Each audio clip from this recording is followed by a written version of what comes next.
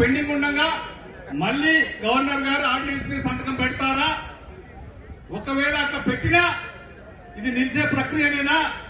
ఇలాంటి ప్రయత్నం ఖచ్చితంగా అవుతుందేమోనని 2018లో మన పార్టీ మన ప్రభుత్వం కేసీఆర్ గారు కూడా పంచాయతీరాజ్ చట్టాన్ని సవరించి రిజర్వేషన్ ప్రక్రియ స్టార్ట్ చేస్తే ఆర్డినెన్స్ కోర్టులో కొట్టేశారు.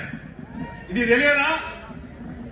కేవలం మరొక్కసారి స్థానిక సంస్థల ఎన్నికల్లో మరొక్కసారి బీసీ సోదరులను మాయ చేసే ప్రక్రియ కాబోతే దీన్ని ఏమంటారో గౌరవ ముఖ్యమంత్రి గారు చెప్పాలి.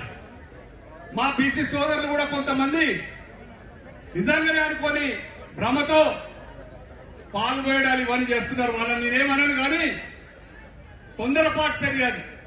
ఏమొచ్చిందని మనకు తొందర, ఏమొచ్చిందని పండగ, ఏం రాలే కదా. గౌరవ ముఖ్యమంత్రి గారు చేయాల్సిన పనులు చేయకుండా తన చేతిలో ఉన్నటువంటి 20,000 కోట్ల రూపాయలు ప్రతి సంవత్సరం కూడా బీసీలకు నిధులు కేటాయిస్తానని చెప్పి ఎలక్షన్ హామీలు ఇచ్చారు.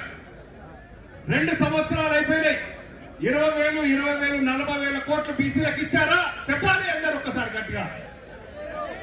ఒక్క రూపాయి ఇవ్వలే, బడ్జెట్ లో పెట్టలే, ఇవ్వలేదు. 2 సంవత్సరాలు గడిచిపోయినాయి.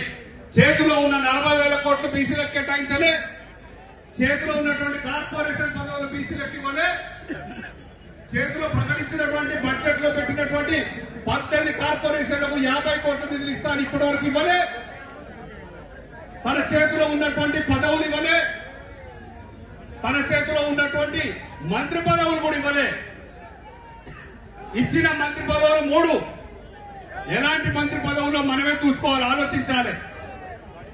మంత్రులుగా చెప్తున్నారు, ఒకరికి పశుసంవర్ధక శాఖ, ఒకరికి రవాణా శాఖ, ఒకరికి దేవాదాయ